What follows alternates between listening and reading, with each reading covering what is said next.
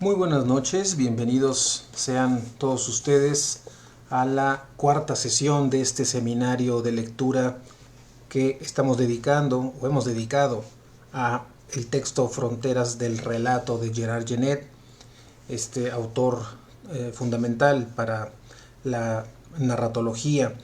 El día de hoy vamos a culminar este texto porque estaremos revisando el último apartado de este documento que se encuentra publicado en una antología que bajo el título de Análisis estructural del relato reúne diversos trabajos de Roland Barthes, de Greimas, de Umberto Eco, Violet Morin, Jules Gritti, Christian Metz, Sevan Todorov, Claude Bremont, entre otros, y el propio Genette, por supuesto, en una publicación de 1996 de la Ediciones Coyoacán.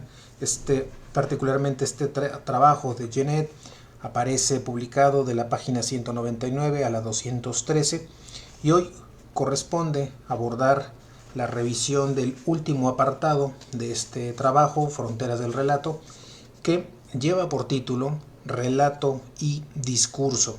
Ya es el último apartado de esta sección, en un texto que está firmado en la parte final de este documento en la Facultad de Letras y Ciencias Humanas de París. Este texto, este apartado, va ahora a tratar sobre esta relación entre el relato y el discurso. Así es que vamos entonces a entrar a la revisión de este apartado. Dice Genette en la página 207 que una vez que uno lee La República y la Poética, pareciera que Platón y Aristóteles, respectivamente, hubieran reducido el campo de la literatura al dominio particular de la literatura representativa, al decir que poiesis es igual a mímesis. Y bueno, también con esta decisión queda excluido todo lo poético, la propia poesía lírica, la satírica y la didáctica. Nos va a decir que lo que tienen en común todos estos autores excluidos de la poética, y cita a Píndaro, Alceo, Safo, Arquíloco, Hesiodo, entre otros, es que lo que tienen en común estos excluidos de la poética es que su obra no consiste en la imitación a través del relato o la representación escénica de una acción real o fingida exterior a la persona y a la palabra del poeta, sino simplemente a un discurso hecho directamente por él y en nombre propio. Ya en la página 208 dirá Genette que todo este inmenso dominio de la expresión directa, cualesquiera sean sus modos, giros, formas, van a escapar a la reflexión de la poética en la medida en que desdeña la función representativa de la poesía. Tenemos entonces aquí, dice Genette, una nueva división que separa en dos partes la importancia de lo que hoy llamamos literatura. Esta división corresponde aproximadamente a la distinción propuesta por Benveniste entre relato o historia y discurso, con la diferencia de que este autor, Benveniste, engloba en la categoría de discurso todo lo que Aristóteles llamaba imitación directa y que consiste en un discurso prestado por el poeta o el narrador a uno de sus personajes. El propio Benveniste va a mostrar que algunas formas gramaticales como el pronombre yo, los indicadores pronominales, algunos demostrativos y también los adverbiales, como el hecho de decir aquí, ahora, ayer, hoy, mañana, etc. Y al menos en la lengua francesa, algunos tiempos del verbo como el presente, el pretérito perfecto o el futuro van a estar reservados al discurso, en tanto que el relato en su forma estricta se va a caracterizar por el empleo casi exclusivo de la tercera persona y de formas tales como el aoristo, que sería este pretérito indefinido, y el pluscuamperfecto. También nos va a decir que todas estas diferencias se reducen claramente a una oposición entre la objetividad del relato y la subjetividad del discurso. Aquí es donde va a estar la parte fundamental de la reflexión de Genet, y va a profundizar este aspecto, esta idea de la objetividad que parece caracterizar al relato y de la subjetividad del discurso. Y añade Genet en la página 208 que es subjetivo el discurso donde se indica la presencia de un yo, como la persona que pronuncia este discurso, así como el presente, que solo se define como el momento en el que se pronuncia el discurso, marcando la coincidencia del acontecimiento descrito con la instancia del discurso que lo describe. Por otro lado, la objetividad del relato se va a definir por la ausencia de toda referencia al narrador. Podríamos decir que los acontecimientos parecen narrarse a sí mismos. Ya en la página 209 va a explicar Gerard Genet que en el discurso alguien habla y su situación en el acto mismo de hablar va a ser el foco de las significaciones más importantes.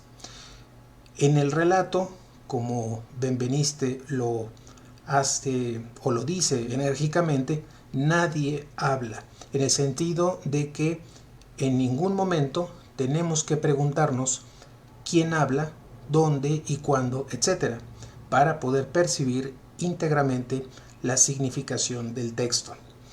También nos dice que hay casi siempre una cierta proporción del relato en el discurso y hay una cierta dosis del relato en el discurso, como si ambos tipos de expresión se hallaran afectados por la contaminación.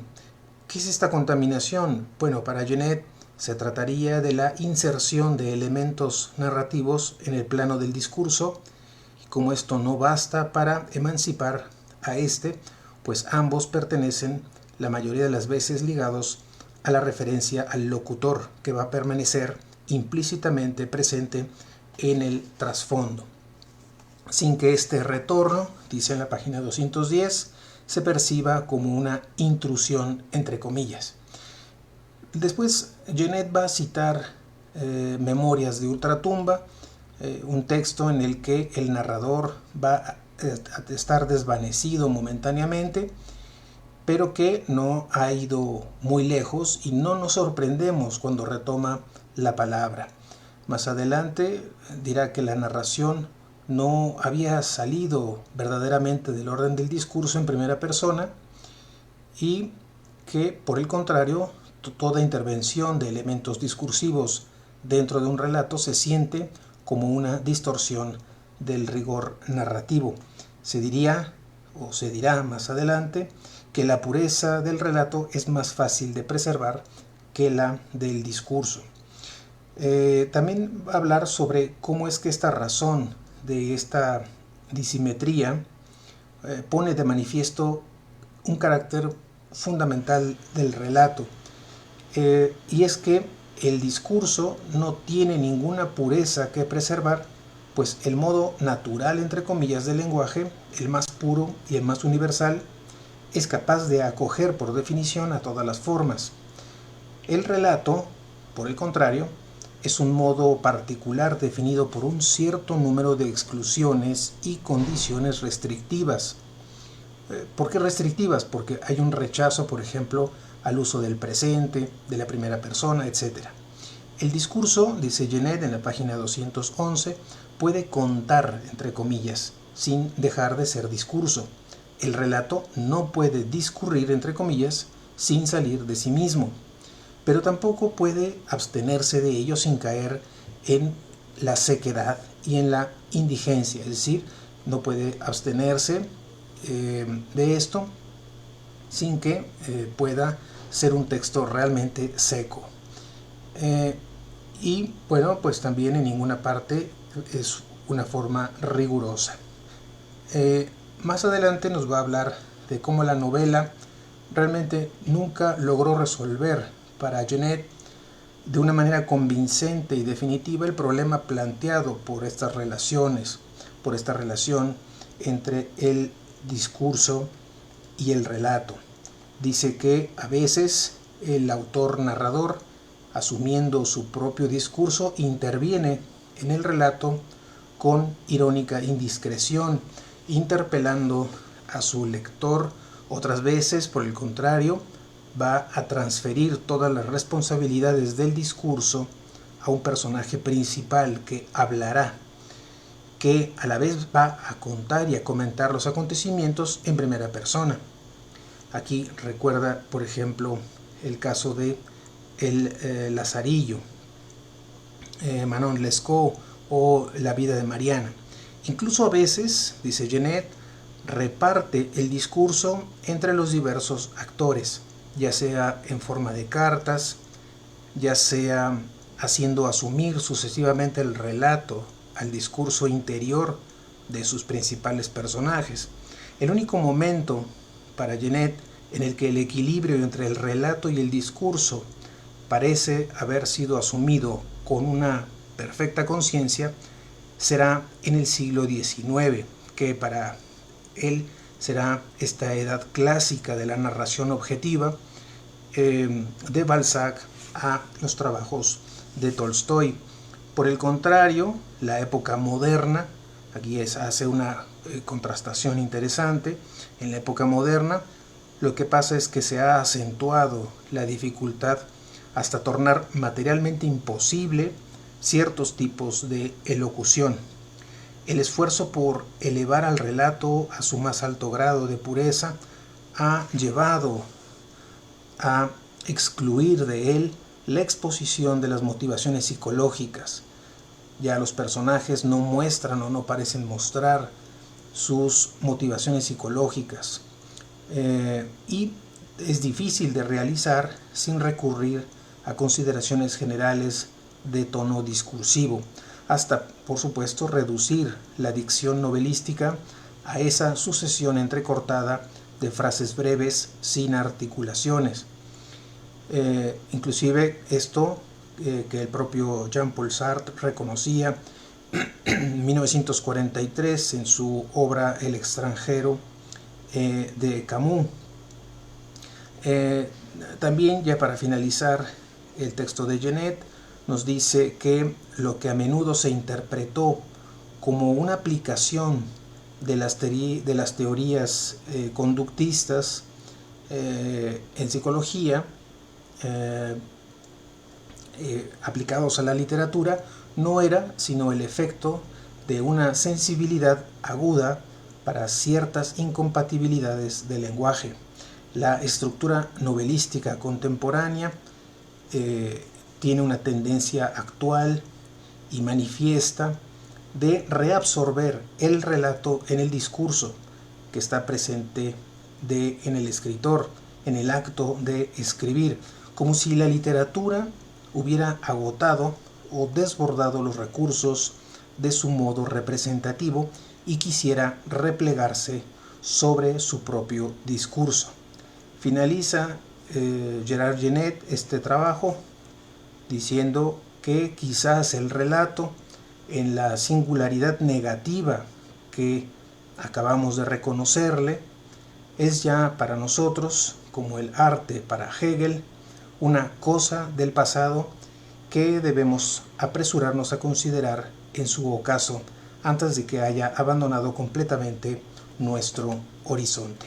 Hasta aquí termina este texto, este breve trabajo de Gerard Genet titulado Fronteras del Relato, que se encuentra publicado en una antología que lleva por título Análisis estructural del relato y que incluye diversos trabajos, entre ellos este que ha sido tema de nuestro seminario, de nuestras 4 sesiones en este mes de enero de 2024. Viene un texto interesante, un texto en donde va poniendo en consideración una serie de categorías fundamentales y cómo es que intenta preservar la importancia del propio relato y cuáles son sus alcances, pero también cuáles son sus límites. De ahí el tema central de este trabajo, Fronteras del Relato. Bien, pues hasta aquí queda la revisión de este trabajo y con eso damos por concluida este seminario de lectura del mes de enero, esperando podernos encontrar en el próximo mes para revisar otro texto que también pueda ser de interés desde el punto de vista cinematográfico. Así es que les agradezco mucho su atención y estén al pendiente de nuestras programaciones, de nuestras informaciones para continuar con estas revisiones que hemos preparado y estamos preparando para todos ustedes. Mi nombre es Fernando Saldaña Benítez, les mando un cordial saludo, que tengan una excelente noche y nos escuchamos en el siguiente seminario de lectura. Muchas gracias.